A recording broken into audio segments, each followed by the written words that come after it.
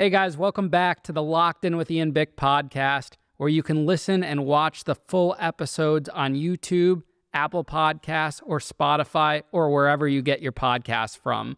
On today's episode, I have Miss T, also known as the Harlem Heroine, who has a hit Netflix documentary made about her life, on to talk about her story of growing up in Harlem, the drug trade she got into and was exposed to at a very early age, and the defining moments that got her to get out of the drug game. Thank you guys so much for all the love and the support week after week. We have been consistently in the top 200 podcasts for society and culture in the world. It's super exciting, and we would not be here without you guys today. Make sure you guys leave us a like, a comment, a share, or if you're listening to us on our audio streaming platforms, please leave us a review. That's all I got for you guys. Sit back, relax, and enjoy my interview with Miss T.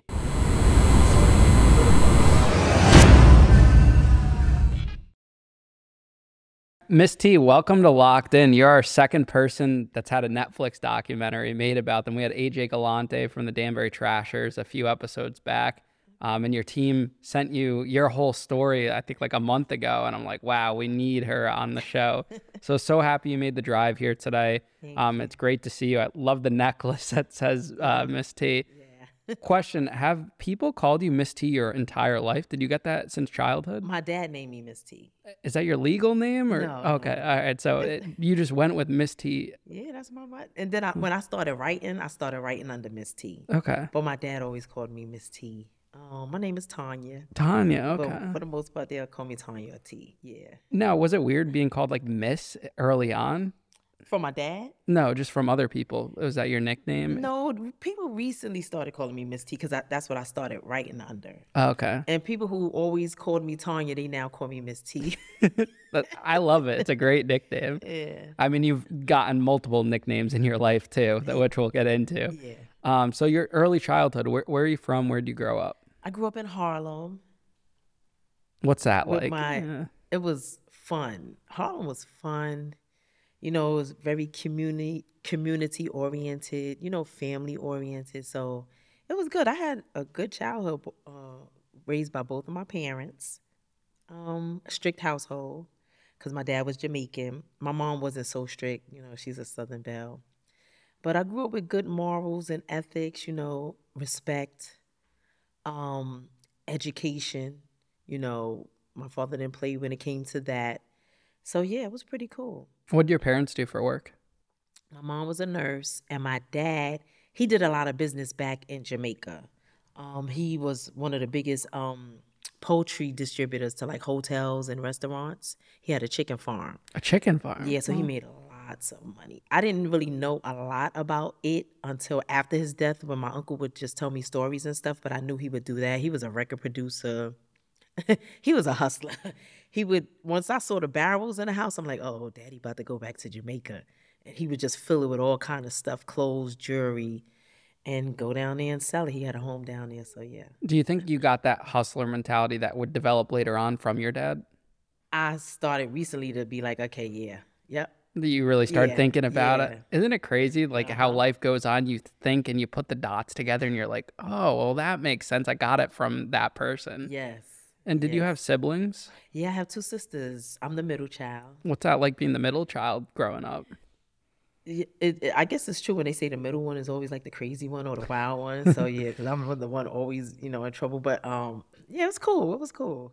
And like financially, how are you guys growing up? I know you said your dad was making money. Did you guys have nice things? Yeah, I always had nice things. Never had hand-me-downs. If you ask me, I'll be like, we was good, middle class. My mother'd be like, no, we was poor. She's humble. Right. But we good.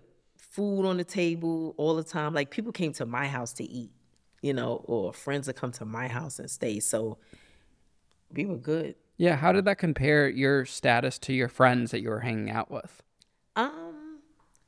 Most of my friends was doing pretty good, okay, as far as family. Not too many had two-parent households, but they did have parents that worked and made a good living. So, they weren't destitute or without, so. How do you think your friends would describe you back then if they were here right now and I asked them? they would like one of my friends. She was like, "Well, even though Tanya had both her parents, but Tanya did what she wanted. Tanya had everything she needed. Tanya always had money. So yeah." It's so interesting, like, to hear as a viewer how like you grew up well, and you just like you get into a whole business that you really never needed to get into with having this. Did you have like aspirations as a kid? Like, did you want to grow up and be something at all? Were you thinking about that? Not when I was, well, as a teenager, I wanted to be a nurse. I guess it's in my blood because my mom is a caretaker. She loves to help people, and I wanted that too. So, once I graduated high school, I did get into pre-nursing, but, life happened. But early on, I just had a love for dressing. So in order to dress nice and have nice things, you got to have a lot of money. Oh, yeah, that makes sense. I was like, I had an aunt, my favorite aunt. She was beautiful. She worked in the bars and she dressed nice. So in junior high school, I couldn't fit her pants, but I would wear her little polyester or silk shirts with whatever pants I had to school. I dressed differently. And that's another thing people say. They'll say, yeah, T dressed different, like black. Like the guys would be like, yeah, black was, I liked her because like black ain't wear sneakers. She wore shoes and silk suits. So I was a little different. And your parents were just okay with buying you that stuff? Yeah. Well, I would get the money and I'd buy my own stuff. Okay. Yeah. Yeah. Like I was wearing Ellen Tracy and Adrian Vittadini early on. Yeah. What's like middle school like and early high school like for you? Is it pretty normal? What are you doing? Yeah, pretty normal. Are you like the nerd, or are you the what? I was one of the cool kids. You were the cool kids. Okay. I had my little, my little crew. We was the crew that dressed nice and, the guys liked and stuff like that. Were you mean though, or were you nice? Like if we brought some kids here today, like other girls, would they have described you as like a bully? No, I wasn't a bully. Okay. No, I was cool. I was a cool kid. That's good. Yeah. And did you guys have like activities? Did you play sports, anything? We jumped double dutch. Really? I've never heard someone say that before. So I never played ball or anything. I was never like a tomboy or nothing like that. If I did do anything in school, it was double dutch. Okay. But other than that, we liked to dress. We taught each other how to drive early. So if we met a guy with a car, they couldn't tell us no because we already knew how to drive. So that's what we did. Like, what time period did you grow up? 80s. 80s? Yeah. Is Harlem a dangerous spot during that time? Like, what's the environment like? It's crazy because even though a lot was going on, I would say now is worse than it was then. Even though people were getting killed and things were happening, it wasn't reckless. It didn't seem reckless. It was like, oh, somebody got hurt probably because they did something to this particular person. Okay. Or something like that. But, back then, like I said, to me, the streets were fun. We had a good time. We partied. Yeah. And were you using drugs at all in high school or alcohol, anything like Never. that? Never. Never. So you always stayed clean? Yeah. Like now I drink casually. And, we drink back then, but drugs, no.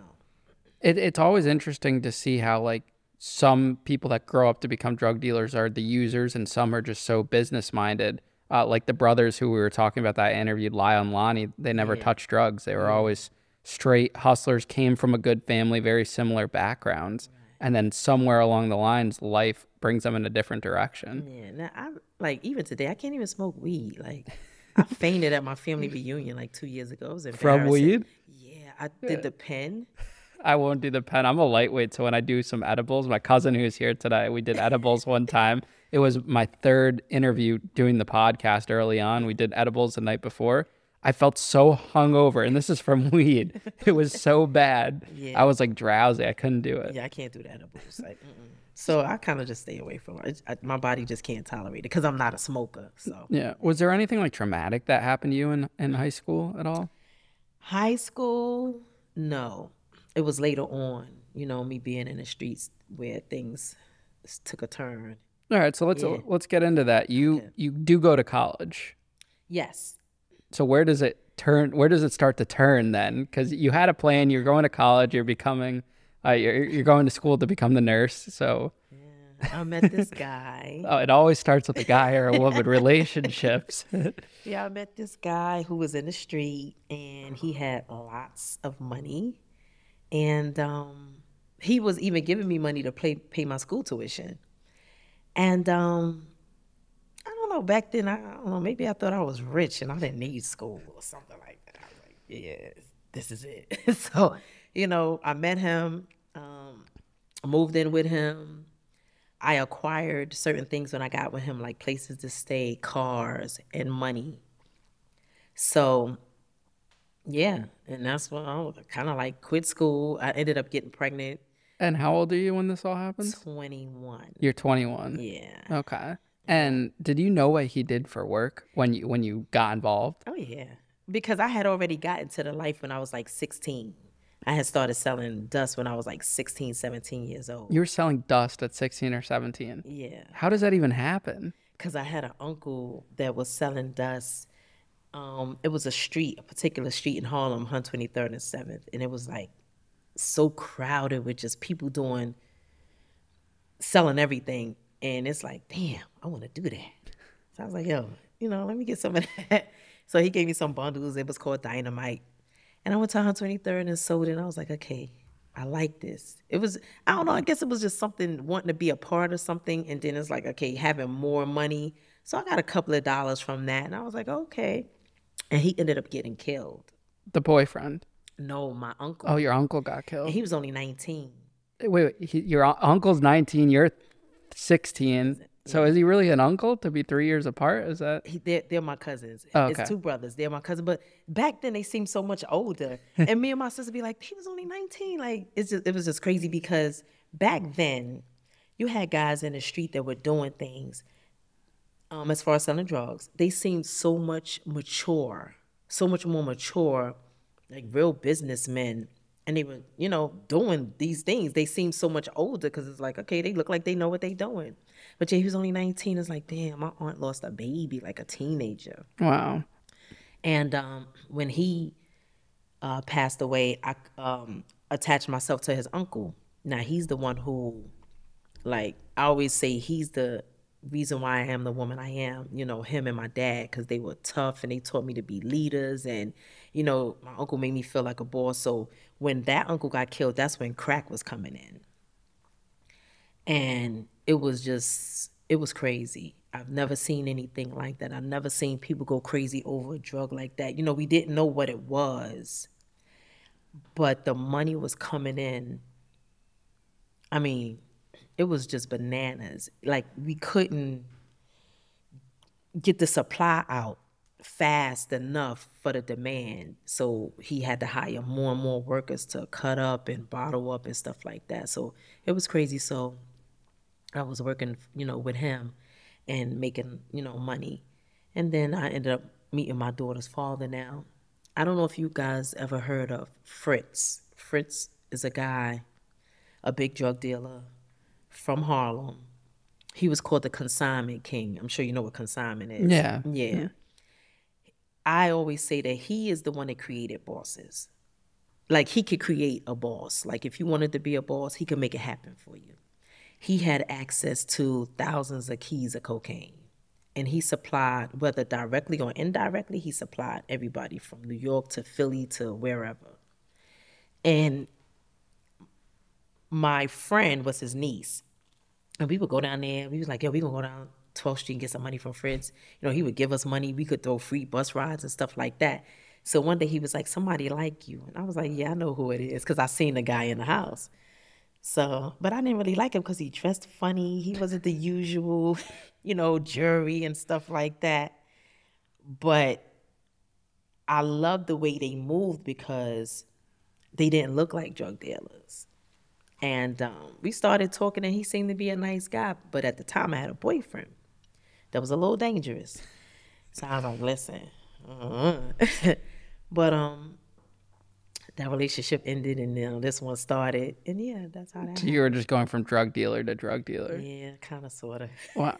So selling dust at 16, how much money do you make doing that? Is this big time, small time? For some people, it was big time. But for me, just starting out, just trying to get a feel of how it is, because you could, even today, it's amazing that people still smoke that stuff. It's like, ugh. But yeah, I probably made like a couple of $100, but that was good for me. because I'm like, okay, just starting out. And it was quick. So, but then he ended up just dying. And that Sure. stopped everything, or? For dust, because crack came in.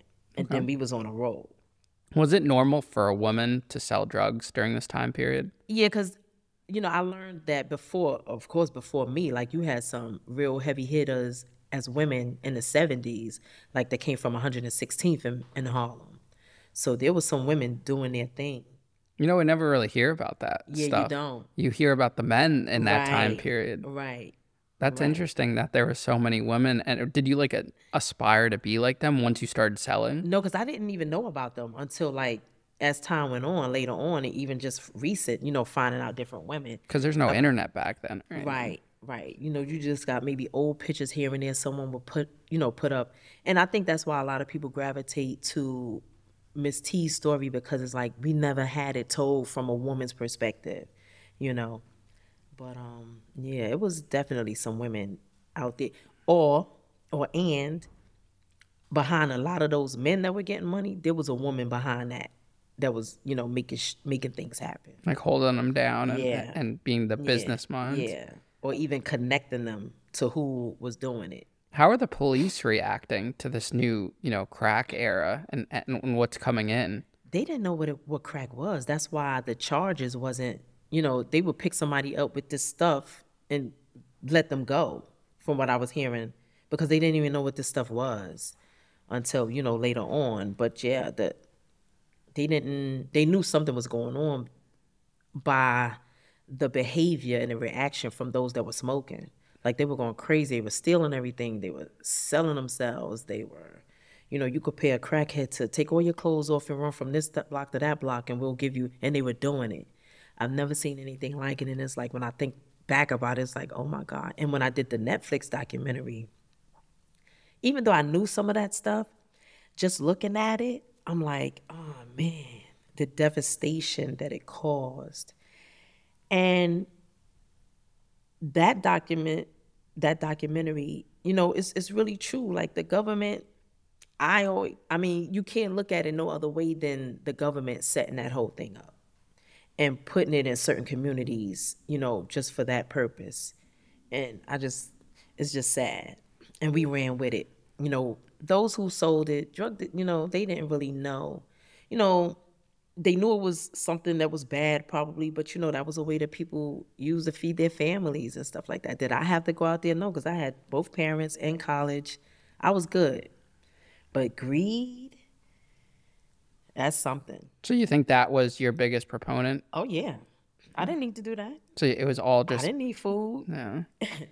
Yeah. Now, do you think if your parents grew up or raised you guys with less money, maybe in a poor status, would life have been different for you?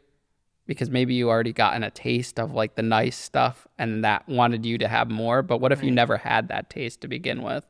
I probably would have did the same thing, because that's what a lot of people did who didn't have anything or grew up with anything. That gave them a chance to have money, pay bills, take care of their families. I just don't know.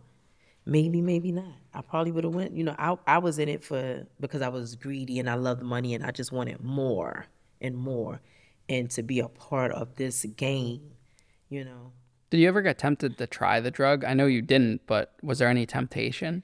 When crack came out, I was like, I wonder, because I was chopped bottle, I was like, what the hell is in this thing? Now, I never even smoked a cigarette. Let me tell you this. Me and my friends, we would roll up brown paper bag and act like it was a cigarette and smoke it. We did it too, around the fire and stuff. We thought we were cool. Like, but then I'm like looking at this little thing. It's like, I wonder what is in this. And I'm glad I wasn't that curious, because I wouldn't even know how to do it anyway. But I'm just so glad that I never said, let me just.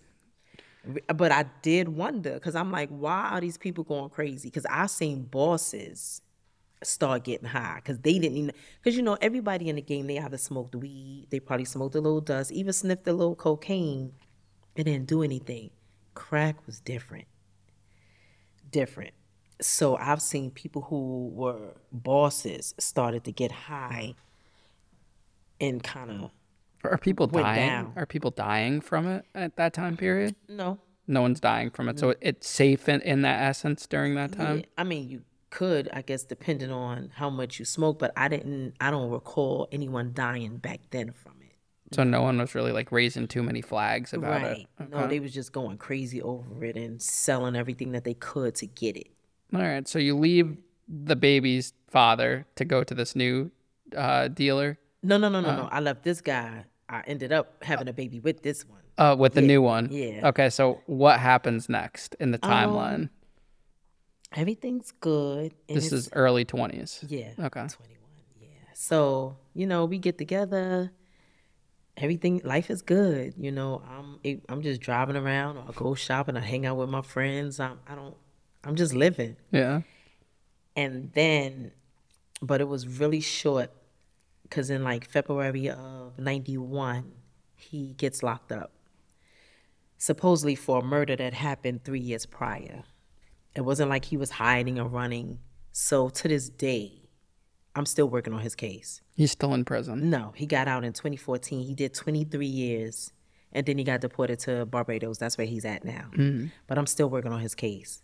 And then, now, one thing because my father always, he could see, okay, Miss T, you love money, you love pretty shoes and things. Be careful. He said, listen, he always said money is the root to all evil. I will always hear that. But I'd be like, all right, Daddy, nah. But Ace gets locked up in 1991. I paid $100,000. Well, the first lawyer was $25,000. Fritz gave me $40,000 cash to take to Mel Sachs. I don't know if you ever heard of Mel Sachs. He's a very famous lawyer. He was the lawyer for Mike Tyson, Lil' Kim, a lot of people. So we had two, attorneys. Obviously, that ain't work out. It usually never does, but. So Ace is locked up in February.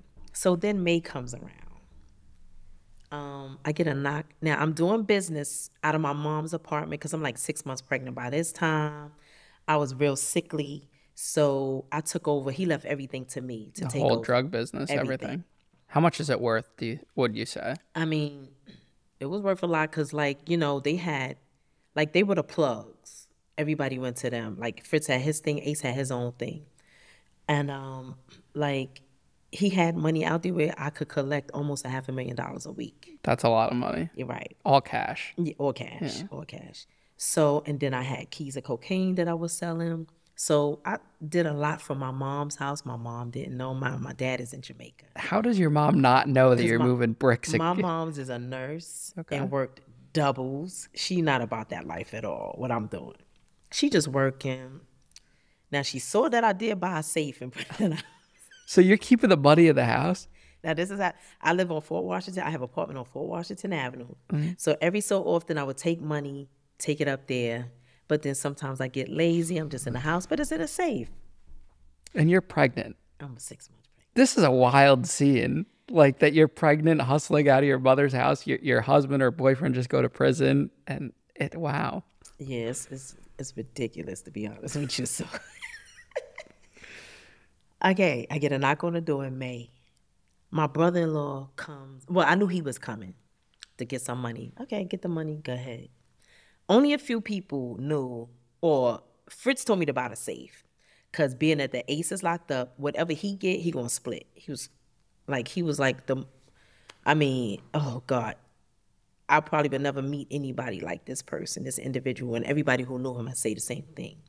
Anything, he already know I'm doing my own thing. But anything that he get, I'm going to give you money, just put away for Ace. That's what a real partner does. So anyway, the brother leaves. I tell you no lie. It had to be maybe less than 5 minutes later, I get a knock on the door. Now, I told my little sister, she was 15 at the time, to be upstairs at a certain time, because she was outside hanging out. And somebody says, they knock. Somebody says, Tanya. I open up the door thinking it's her. 3 people with masks run down on me. 2 guys and a girl. In a bra and panties, stomach out to here. And I'm like, yo. I fall to the floor. So I'm swatting the guns out my face because I don't want them to go off. And he said, take me to the safe. That's when I knew I was being set up. By your brother-in-law, you think? Yeah, Okay. eventually. Yeah. But you didn't know at the time. As soon as he left, I called my mother-in-law. I said, your son just set me up. And it's about to be over for him. Oh, for real. So I was like, I just couldn't believe it. So, you know, I took him to the safe. And I wasn't scared. And people probably don't believe that. But I think I was more in shock that y'all in my house disrespecting me. Like, that's what I was thinking. So the girl was like, don't worry, Tanya, you're going to be okay. Like, she knew me. They had masks on, so I couldn't see anybody. She took my engagement ring off my finger. I'm just like, so I'm in front of the safe. I'm acting as if I forgot the combination, but I didn't. I'm just thinking, Ian. I'm just like, because I'm still in shock. Like, really? So one guy says, I'm a killer. I said, then you ain't getting nothing. Because the safe was heavy. I literally had to get on my knees and push it if I needed to move it. I was like, I'll be a dead rich bitch in here because y'all not getting nothing. And I really spoke like that because I was just still feeling like y'all disrespecting me right now. So the girl says, Tanya, don't worry, you're going to be okay. So he says, get on the bed and put the pillow on your head. I said, I'm not doing that. Because sometimes you have people who want to know how it feels because they watch too much television. They want to know how it feels. Nah, if it's coming, I'm going to look right at it because I'm not going to put no pillow on my head. So, you know, people say, I couldn't do what you did. But, you know, at some point, you got to play the cards that you're dealt. I said, listen, y'all could tie me up. Y'all could take all of this. Just don't hurt me and my baby. So he ripped the telephone wire out, tied it around. I got on the bed. The mattress that I was on, there was a little pearl handle 380 under it. But I wasn't going to try nothing because it's like them against me. Let me just see if this works. So they tied me up. I had just sold 2 keys of cocaine to somebody that was like down with the family. Not my family, like the Fritz family, the drug family. Yeah. So it was money, it was jewelry, and it was a big bag of weed that Ace had left behind or whatever. I didn't smoke it. It was, you know. And it was a book, a ledger that I kept. And that's the only thing that concerned me. Because in that ledger, I had names, amounts of money they owed, what work was out in the street. So that concerned me more than anything. Because money, you can make money. And they left and they took it. That was all in the safe, the book and everything? All, yeah, everything was there, yep. Was this like your first time you've ever been in a violent act as like a drug dealer? Yeah. And what were you feeling after? Disrespected. I was just mad. I was just like, I just can't believe because I know my brother-in-law did it because it's too much of a coincidence that it happened right after he left. First of all, you didn't even do it right. But I feel like maybe he came to see who was in the apartment. And I'm so glad that my sister wasn't there because she's a fighter. She's not going out like that. She wouldn't have been calm and thinking like me. Like, you know, let me just make them feel comfortable. She's a fighter because she fights in the streets. So, and she's very, she would be very paranoid, thinking that something like this won't end well. So she gonna try to fight her way out of it. And God is so good because when she came upstairs, my best friend's brother stopped her at the elevator. He never had a conversation like this with her before. I have to say that was a higher being that stopped her there. So when they were talking, they heard the door slam, boom. They heard they heard people running, then heard the staircase door slam. And they looked and didn't see anything. So she ended up coming in the house. And as soon as she came to the door, I opened up the door. And I was like, yo, they just robbed me. Let's take the stairs. And when we got to the first floor, I saw hoodies and masks. They took everything off because we had security in the building and left it right there and walked out. So what do you do? What happens next? What's the retaliation? Okay. I dealt with the previous boyfriend. He had a crew uptown, and my daughter's godfather was the boss. So after I told Fritz, he wasn't really saying what I wanted to hear, he was ill at the time and sick, and, he was saying, the person is from in that building. I'm like, I don't want to hear this shit. What are you talking about? I know who did it. But when I went to my daughter's godfather, he was like, listen, the girl... And I don't want people to think that, but it is what it is. It was music to my ears. He was like, when we catch the girl, we're going to cut her fingers off because she want to take your ring. That's what I wanted to hear. My brother-in-law, he gonna be dead. Because once I spoke to Ace, I'm like, he's a goner. Because this particular crew, and I've always had people around me that were protectors and would, I always had people that could do things. And that's what I wanted to hear, because I'm like, anything could have happened in that apartment. They could have killed me. Like, I don't know these people you sent. And then you had one feeling like, yeah, I'm a killer, and put the pill on your head. I'm like, did you think this through before you had these people come in my home? But to this day, I don't know the 3 people that came in. You never found out? Never found out. Never got the money, nothing? No. But I didn't care. I know who sent them. My brother-in-law, and I'm like, you're going to get it. I don't care about them, because they wouldn't have came if it wasn't for you, I didn't see him until 12 years later. 12 years later? Looking crazy and maybe cracked out. I don't know. And he walked right by me, and I was like... Why 12 years? You had just seen him that day. He went away somewhere. He never... And then my husband, my daughter's father at the time, he didn't want to believe it. But when his brother never came back to visit him in prison, he was like, it was him. Wow. He knew I wasn't lying about being set up or whatever. And, it's just, like my father said, money is why did you do that? Did you get mad because he left it with me? You're not even built like that to do this, You don't have the smarts. And everybody is not meant to be a boss. So, and, but again, I tell people that's the consequences sometimes of being, in the game and, doing these things. There's always a consequence. Jail, death. Some people escape it. Lucky them. But you never thought about the consequences back then. Nah.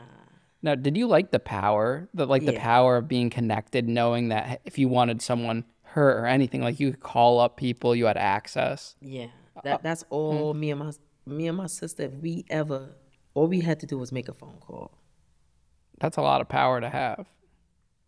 So you double down after this. You don't get scared off by the robbery and say, right. I'm giving it up. Right. It was like, I kind of doubled down. Because it's like, I'm about to have this baby. That was a scary and traumatic, situation. Because it's like, it's real. It just lets you know that what can happen. And I stopped for a little while. Went back to what did I do? I became a home health aide. You started working a regular job? Yeah, I started to How do you go from drug Queenpin to working a regular job? Listen, because my daughter father was like, nah, this is not it. And he's not here to protect me, even though I had people out there, but it's like, and then, okay, that was in May. Fritz, the king, he passes away in August. So the person that took over, we felt he didn't do right by the family. Because it was me, it was my daughter's godmother and someone else, just out there without no work. And I didn't have access to the Colombians and things like that because this other person took over. Had my daughter father not went to prison, he would have been the next one in charge.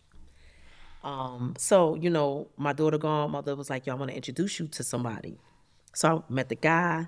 He was going to hit us with some coke. So I told my daughter's godfather, I said, listen, my daughter's godmother, you take over. Let him hit you, you hit me. He ends up getting killed. So we had no work again. So it was just like, okay, maybe it's just time to just chill the hell out. And that's what I did. I said, let me raise this little girl, you know what I'm saying? And get my life together. And yeah. Do you get your life together or do you go back to the drug business? Well, later on, but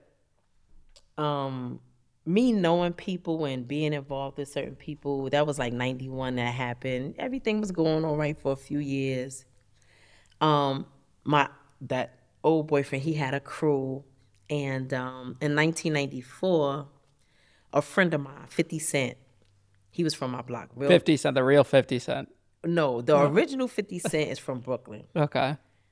The rapper 50 Cent and my 50 Cent, they both got their names from this one. So there's multiple 50 Cents Yeah, running around. but the Okay. original one died in, I think, in like 87. Okay. He was the original 50 Cent. So 50, he was in prison, and somebody said that he wrote, if you kind of look at them, they almost kind of resemble. They named him 50 in prison after the guy, because he was doing the same thing that 50 Cent was doing. Yeah. And he was, me and him grew up together. We was in kindergarten together, and he ended up having a problem with these guys from uptown, his crew, because that boyfriend that I left, he was tough. He was a gangster for real, like a one-man army, not needing anybody, but he had a crew. And some people from that crew had a beef with 50, and they ended up basically killing him right in front of me. But during that shootout, I got shot. You got shot? Yeah. How old are you? I'm 24 or 5 at the time. Okay. Yeah. Where do you get shot? Here. In your chest? Well, it went through my back, like maybe an inch from my spine, and it came out my left breast. And it's so crazy. I didn't feel it, but I fell on the ground. But somehow I knew, I'm like, yo, I'm hit. And I'm with my cousin. She never seen nothing like that. So she's standing there like, so I was like, I got in a taxi and took myself to Harlem Hospital. You took your own self to the hospital? Yeah, 50 late. Once 50 fell in front of me, the only thoughts that went through my head was, my daughter's upstairs, her father's gone, and I can't have my mother find me out here under a sheet. I just can't die like this. So I got up, jumped in a cab. A guy from my block jumped in with me. And of course, they saved my life. 50 rolled in. They rolled him in, and I basically watched them open him up, massage his heart, and try to save his life, and he died right there. And what are your thoughts? What are your feelings going on in that moment? At that moment, I was like, because I know who did it, and I had screamed out one of the guys' names, not thinking that they would hurt me, because my daughter's godfather was the boss of this crew. But I was nervous, and I told the people, don't put my name down there, because I don't want people to find out my room number and stuff. My father's in the emergency room, like, who did it? Who did it? Just tell me. Don't talk to the cops. Just tell me. My father, he was a gangster too. But I was like, Daddy, I got this. I'm in there talking about I got something. I ain't got shit. I'm like, Daddy, just chill. But yeah, are your parents concerned for you at this point? Or my mom, she's always been a praying mother. She's always very mild mannered. My dad, he like, I just want to find out who did it. Forget what you was into. Because one thing about him, when it comes to his kids, he going to bat for his kids. He'll go to prison for his kids. He'll die for his kids. So, that's when it's like, okay, chill out, recuperate, and just chill. But I didn't really do anything until late. A couple of years later, I did get into the heroin game, because my little brother got into it heavy and was doing his thing. And this was like around 98, 99. So you took like 10 years off almost. But that was about 6 years. 6 years off. 5 or 6. Did you have enough money saved up to still maintain your lifestyle then? Yeah, because I had enough money to take care. But again, I still had to take care of Ace. He was in prison. So you're sending him money. I paid for his appeal. I was paying investigators.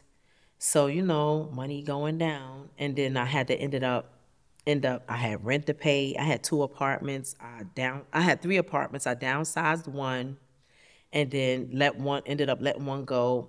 I had the one on Fort Washington. I let my oldest sister and my nephew stay in there while I stayed with my mom. But, money just going out, and not really nothing coming in. So are you guys like accounting or anything? And then, no. No accounting. And then I got so many people on the street that owe money. So I'm rolling up the people, where that money at? This, and they looking at me, I'm young. They like, and they some guys didn't really like my approach, but it's like, did you not like my approach, or you just don't like the fact that I'm a female trying to get my money, But of course, a lot didn't pay, or they had the stories. Oh, we got hit by the cops, and it's like, I can't. And then my old crew that I could always call, they all went Feds swept all of them up. So I didn't have them no more. Had you have kept dealing, would you have been picked up, do you think, in that sweep? Not in that sweep, because they was doing their own thing uptown. Their thing included murder and drugs, so I ain't have nothing to do with none of that. But I don't know if I had never got robbed, and was really going, I never know what would have happened. You just never know. Yeah. Because people are jealous, or they just want to do it just because. As a female drug dealer, how do you assert dominance and showing that you're not to be screwed with, that they have to pay you? How do you do that? I've always just had that in me. I'm not, again, I was raised by my father to be tough. Like, I grew up in a Jamaican household and he didn't play. And I just always had that in me, especially when it came to men. I've never been disrespected by a man. I've never tolerated disrespect from a man. Yeah. So and then working with my uncle, I was really the only female in that crew. Like, I had a conversation with somebody recently that's locked up, and he saw me on TV or something in jail. I don't know if they watch it on the phone. And he said, yo, I was telling people yo, she was the lieutenant. She was the lieutenant. I used to work for her. That's what they were saying. Yeah. So, how does that make you feel now, looking back on it? I don't know, I kind of laugh at it, and it's just I don't know. Are you ever wow, I can't believe that was my life at one point? Oh, yeah, absolutely. Absolutely. It's why did I, because I could have been a nurse 30 years in the game already if I'd have stayed my behind in school. Because nursing is a passion of mine, so I'll be like, damn. But, things work out the way they're supposed to work. I was able to raise my daughter. I ended up moving to Atlanta, because I was life just kind of got a little overwhelming in New York. This is late 20s you move? Yeah. When did I move? I moved to Atlanta this was 2000, and I could have been in my 30s already, 2006. And you're not selling any drugs at this point? No. Because my brother ended up getting killed. Now, he was heavy with heroin. It was heavy. It was a lot going on. So I was able to make money with him by just connecting, because I knew a lot of people who sold drugs. And, everybody that sell drugs is not a hustler. You got people that, hustle, know how to hustle, know how to make a dollar and two, whatever. So I would hook him up with certain people, some of my exes or whatever, and I could just make money just off the connection. You know what I'm saying? So my brother would give me something, I would get something from them. And yeah, so I was able to do that. But then he gets killed in 2000, and that's when... That was a trigger for you? That's it. So what happens when he gets killed? How does your life change? He was having these shootouts and stuff, making a lot of money. I said, listen, you got enough money to leave and never come back, to be honest with you. And my thing with him was, nah, I got to stay because, this one got to do this. And my thing to him was, if you got to stay here just to help somebody else hustle, then they shouldn't be in the game. They should know how to hustle and make money. And then he probably also wanted to feel like, I don't want to look like I'm running. No, you're not running. You're just getting out the way. It must have been so hard to have this conversation and then it happens. Yeah. What were your thoughts and feelings when you found out about it? My feelings was the streets is over for me. The game, I seen so many people lose their lives, but when it happened to him, it just hit me different. It was just it make you think what was it all worth it? I mean, was it all worth it? You know what I'm saying? And it wasn't. I tell people today, the streets and that life is all a facade. You got the cars, the money, the jewelry, the men, the women. But what is it all about? Especially if you're going to lose your life for all of that. And how old was he when he passed? 27. And you were the same age? No, I was a little older than me. Jermaine was 27. Do you ever think now that if that event never happened in your life that you could very well be dead at this point too? Or in prison? Maybe prison. Yeah, maybe prison. Maybe prison. But yeah, that is that was crazy for me. So you stopped completely? Completely. I moved to Atlanta. Never did sold drugs since then? No. Just because of that moment? Yep. Wow. So you went all your whole life, you've known to be around like drugs and everything, and just that incident is the wake-up call where it's like, this is it. Yeah, because I literally, like, you know how people say there's a thin line between losing your sanity and just that there? I've never felt anything like that before. Like, I was just feeling funny. I felt like I could literally lose my mind. And that was 2000, and I was still going through it around 2004 or 5. I just couldn't, like, my mind. So I said, let me move. And I moved to Atlanta. My brother had it was some people in the street, I'll say this. And my ex called me and said, T, somebody was talking about hurting me or doing something to me. He said, now they respected him highly. Even though he was away, his respect ran deep and long. He was like, you just need to get out the way because I can't, even though I tell them they better not touch you, I'm not there. So that's what made me leave New York too. I said, let me just get out the way because this talk of hurting me, because I was still mad about what happened to my brother. And I was in the street talking shit, you know, giving people a hard time. So I ended up moving, and that was probably the best thing that I could have done. Did you miss the money and the power when you did move and get out of the game? Not really. Not really.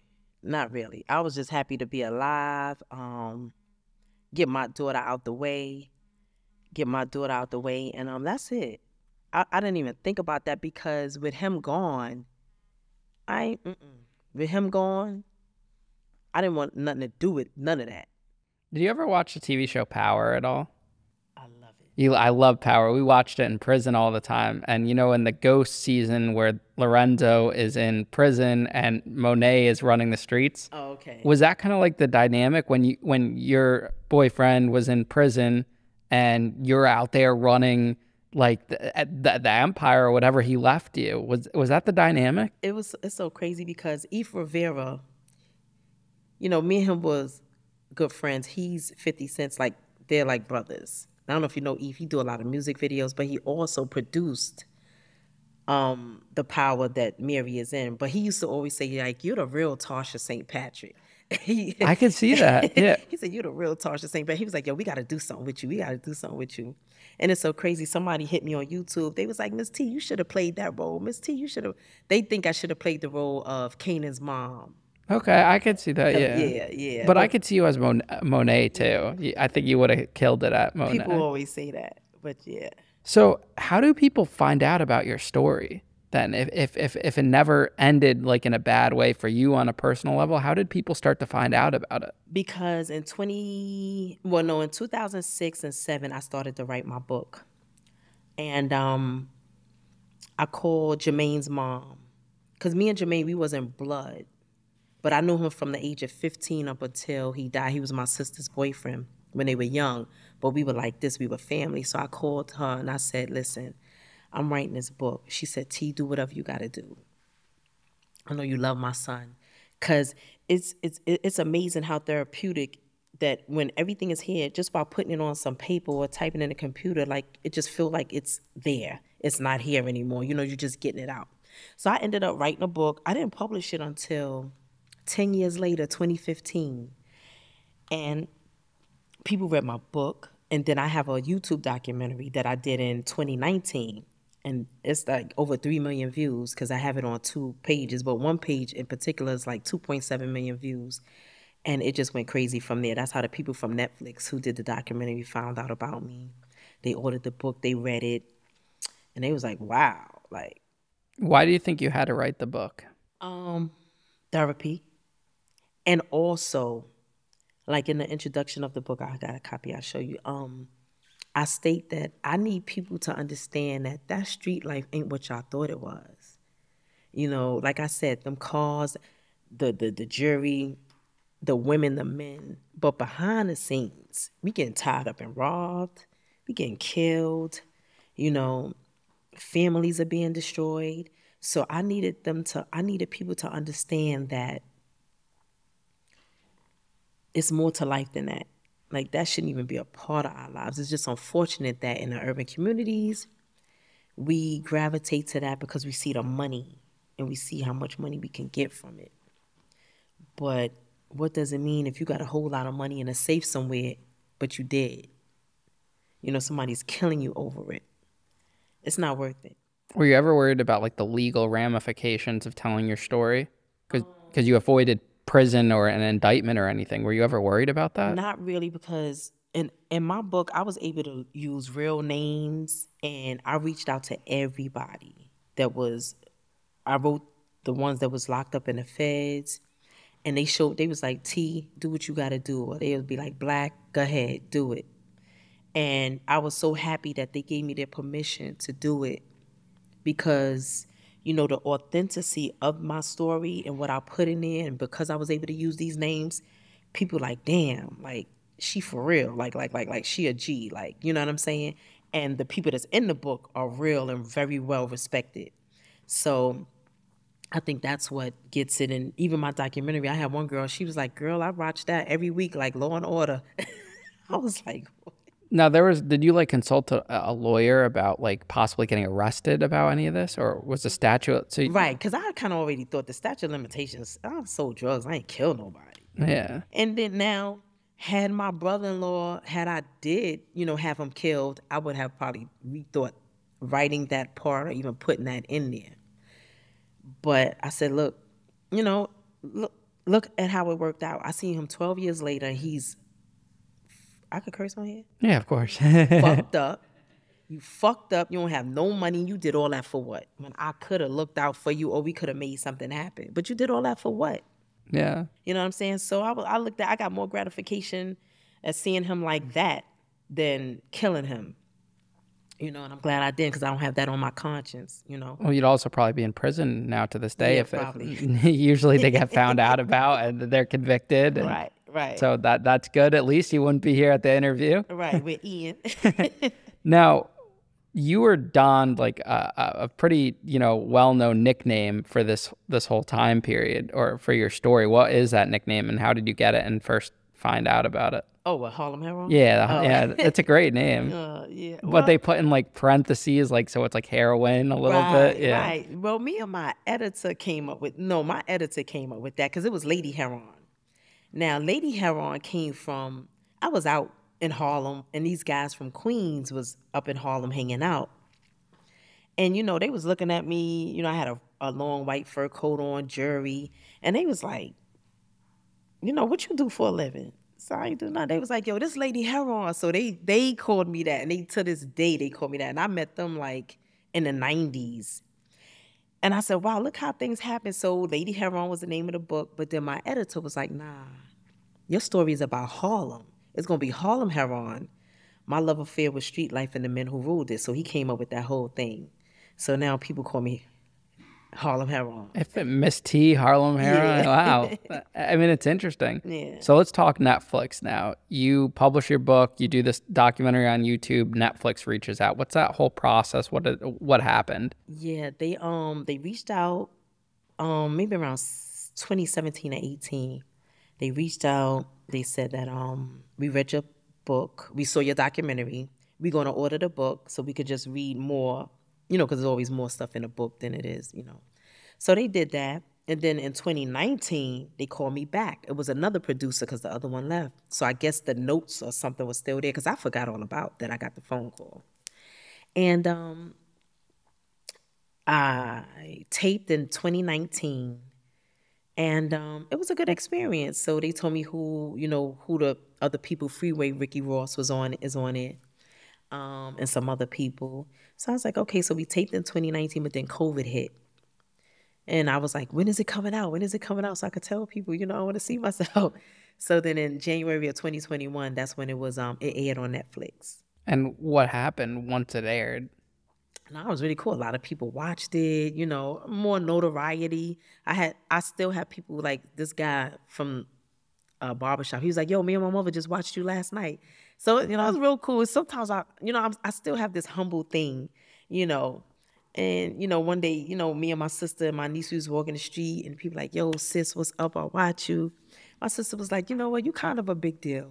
you're kind of a big deal right now. I was like, okay, cool. But I guess people, you know, I guess because, I don't brag about it because there's nothing to brag about. And, just being real in my authentic self, I get emotional like I did just now when it comes to certain things. And, I've been living with PTSD and anxiety for the past 30 years, So, but, it's something that I live with, and I understand that I put myself in these situations, and that's what happened. How do you cope with those mental struggles, the anxiety, the PTSD? Yeah, well, I'm in therapy. I started therapy, recently, but I've tried to deal with it without taking medication. Like early on, I had a situation like this was like back in 94, 95. When I was falling asleep, I thought, to me, that was death coming for me. So I was like so deprived of sleep because I wouldn't sleep. So they put me on Valium and stuff like that. And I was like, I don't want to take that stuff. I just deal with it. I just deal with it in my own way and try to just get over. I know why it is. So I just deal with it in different ways. Now, you're a tough woman. Like, you could tell you give off that, aroma or feeling. Why did you decide to finally go to therapy? Because I feel like certain people with your personality are like, fuck therapy, or I'm not going to that shit, or, whatever. Yeah. Why do you decide to give in? Because it's just good to just get it out and talk to somebody who is unbiased. Like, they don't know me. There's no reason to judge me. But I just feel like, it's okay to talk to someone and just get it out and have a professional figure out ways for me to cope with certain things. Because there was a time some years ago, I would get up in the middle of the night. It was like clockwork. I would get up, I would look at my window, then I would look at my door. For some reason, I'm thinking, is somebody coming in? Can they get in? I know they can because I got like a big gate. I always had gates on my windows and stuff like that. But it was just a thing. And I'm like, why do I do that? And it's like clockwork, like 2, 3 in the morning, I'm looking, making sure nobody's trying to come into my house. And that's another thing I was going through. I was like, damn. But recently I said, you know what? Let me just sit down and talk, get stuff out. Because, when I think about my brother, I cry all the time. Or when I have to talk about him or 50, because those two situations was like, I watched 50, get killed. My brother, that was like my everything. So, I just feel like, ain't nothing wrong with it. It's not going to hurt. It's not going to hurt for me to, get therapy and just talk to somebody. That's great. What does your daughter think about all of this, and what's your relationship with her? My daughter knows everything. Okay. We're very close. She knows what me and her father did. She knows the things that I've been through. And, she's like, she's one of my best friends. Like, my daughter's my best friend. That's awesome. And she just like, she's like, Ma, you good? She know, her mother good. Then, all her friends like, yo, I seen your mother on TV. So she like, yeah. And, she be hype about that. But it's like, it's cool, Do you see any similar personalities that you have in her? And if so, are you worried that it could evolve into the path that you chose? No, my daughter's tough. She's definitely tough like me. She's a hustler, but she's smart. My daughter, she got a 4-year degree in information technology. She makes great money. So the life that you wanted for you, yes, she was able to get. Yes, because like I said earlier, my dad was big on education. So I kind of already knew before my daughter was born what school she was going to. She was never going to public school. It was either going to be private or Catholic. But when we moved to Atlanta, she was at one of the top public schools in Walton County where we was at. So everything that I wanted for her, yeah, as far as education-wise and not going the path that I went, I wanted her to, so it worked out well. Like Atlanta, moving there was good. Did she have a relationship with her father now? Yeah, she had one when he was locked up because her grandmother would take her on trailer visits. So she would spend weekends with her dad. I always sent him report cards and certain things just to keep him involved. I wanted him to still feel that, because he was in jail for a murder he didn't do, And are you guys together? Did you guys get back together when he got out? No, but we're good friends. Like, that's my guy. Like, we just visited him in Barbados back in May. So, if he need anything, he got it. He asked me for anything, he could get it. you know. So he's doing pretty. He's hustling over there, but he's hustling chickens and pigs. Hustling chicken. Now, with someone with like a past like yours and a Netflix documentary, is it hard to date and be around, get close to people? Kind of, sort of, because you know they come at you, you know. A lot of people want to ride the wave, come out. But you know, I'm just like, let me just. And then I just did American Gangster Trap Queens on BET. It comes on this Tuesday actually at 10. Oh, that's awesome. So y'all watch that. Yeah, so you know, people come, you know, they be all in the social media talking. He's like, damn, you don't look like what you've been through. You know, you still look good, Miss T. I'm like, well, thank you. Well, what do they expect you to look like, all battered up? Right, You know? no teeth. Well, you never did drugs, so Right. I guess people just associate drug dealer with a drug addict and Probably. things like that. I mean, I've seen people that are totally that'll come in here and they totally don't fit the description of the things they've done. Right. But you're well spoken, well put together. So you know, you just never know with individuals. And people, like I tell people too, like I talk to parents a lot. They reach out to me. I know one guy, he said that he makes his son watch my documentary to deter him from going that way. Because they, you know, the documentary is like, damn, you know, a lot went on in there. You know, a lot went on in my life. Like, you know, I escaped death a number of times. I'll say that. But people also think that, you know, because I lived that life, I came from a broken home. And it's like, nah. But the thing is, and I tell parents, as long as you instill good morals and ethics and, you know, education, although we may stray away, we remember that. It has to be taught for it to be remembered. So, you know, my father always, you know, he's always in my ear. Always, you know, he always been one of those, if we have friends over and they leave, I mean, I like God, should talk too much. Talk less, listen more. He was always one of those ear hustling, like, yeah, you know. So he always left me with a lot of good jewels when it came to certain things. So yeah, you know, people think that when you get into a certain type of lifestyle, you came from a broken home, and it's like, nah, I'm far from that. Yeah. Far from it. Were there a lot of celebrities that reached out to you after the documentary? There was some. And I'm actually talking to some people right now. But, you know, everybody want to do the movie. But It'd make a good movie. It would. But it's not the money for me. The quality has to be right. And I'm finally getting my screenplay written right now. I waited this long. But, you know, timing is everything. And, again, it's not the money for me. It has to be done right, because you only get one chance to kind of do it right when it comes to something like that. And I just don't want to put no bullshit out. I can't do that. It'll stay a book forever. Yeah. Before I do that. So, yeah. So do you live solely off of like the life you've created now through like the book and whatever you do, or do you have a job now, or how does that work? No, I'm not working right now. I mean, I work for myself. The book is still doing good. I have 5 books out. The book is still doing good.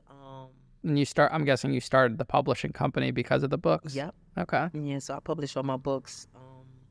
I've helped some other people publish books. And I have an online boutique. I just bought a food truck. Oh, you bought what kind of food truck? I had it built in Miami, and they shipped it up here like 2 weeks ago. It's called Tings. Oh, that's great. What kind of food? It's gonna be American, Caribbean, soul food, but it's Tings, food for the soul, not just soul food. Mm-hmm. So, you know, eventually I'll add to the menu. So yeah, that'll be, hopefully, I think I'm doing a soft opening on Monday. Okay, that's very exciting. Is it hard to be living back in the city after leaving that whole area where you grew up and whatnot? Not really. And I'm only in the city because my mom is here. You know, or because I'm still between Atlanta. You know, my daughter been there 16 years. She never came back.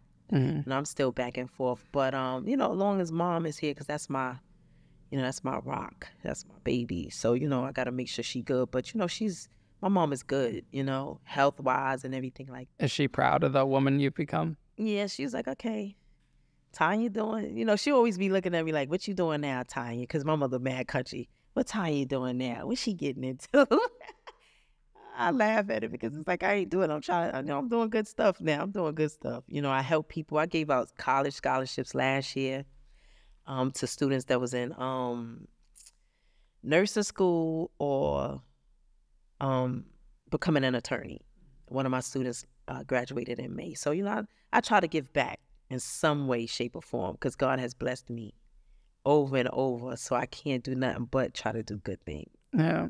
What do you say to like people that will maybe say comments about like profiting off of your past crimes? What's your message to those people? I mean, like, shut the fuck up. Like, real talk. Like, shut up. Like, you don't even know what I'm doing. I mean, it is what it is. Why not? You know what I'm saying? But like, in my book, it ain't really a profit. I wrote the book not even thinking about making money. I was like, I gotta get this out. I never even thought how big it would have gotten. You know what I'm saying? Netflix, BET, interviews with Ian. You know what I'm saying? That never crossed my mind. I was like, I gotta tell people like, yo, the game is bullshit. It ain't no code. I want to speak on that real quick. People talk about this code and snitching and that. There is no code. It never was. Because if there was a code for anything, my brother wouldn't have set me up. If there was a code for anything, nobody would be running up in nobody's house killing somebody's mama for money. They always talk about the code for snitching, but what about the code for murder? You understand what I'm saying?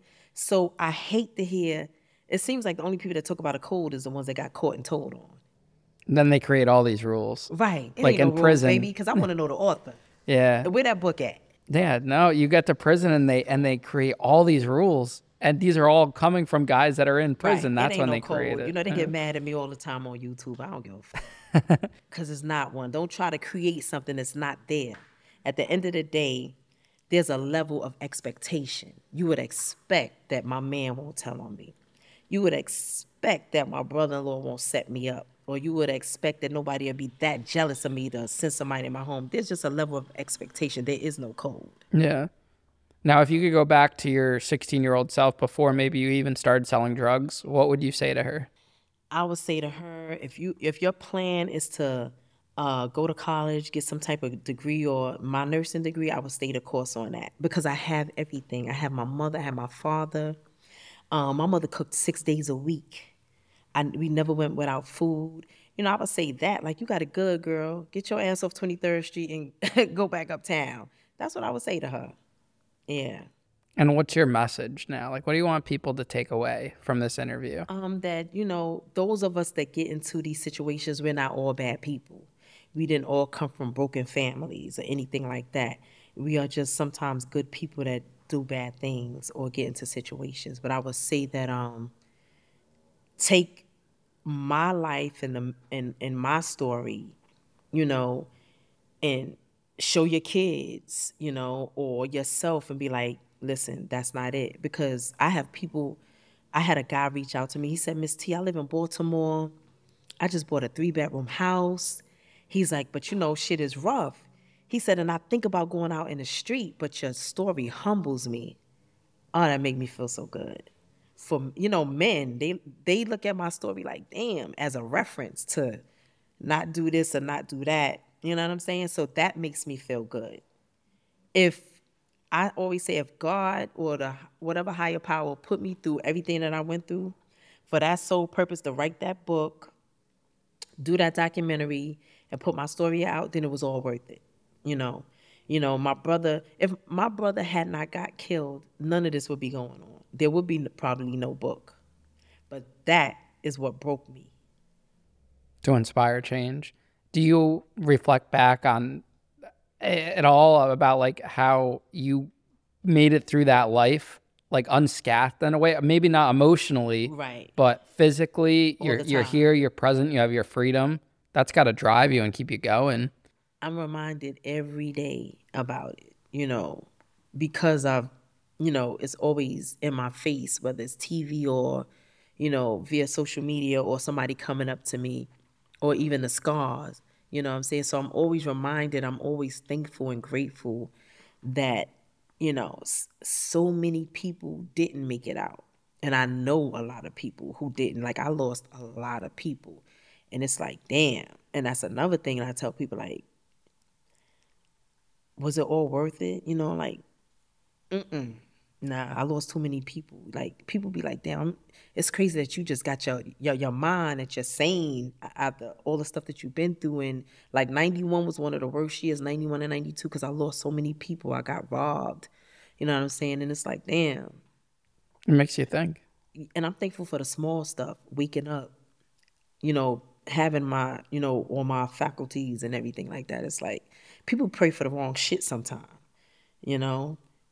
I'm happy for the small stuff. Yeah, sometimes it's just as simple as like having peace within yourself, yourself waking up another day, because a lot of people don't get that. Not at all. Like I'll read articles about friends or people I knew that passed away that I went to high school with, and it makes you think. Yeah. Or people that get locked up or anything like that. You read the stories about the 17-year-old kid that gets in a DUI and his life's changed forever. It's just like those one moments that affect our lives forever. Absolutely. And that's like the most important aspects to it. And you just got to watch what other people are doing and all that. Yeah. Where can people find you at?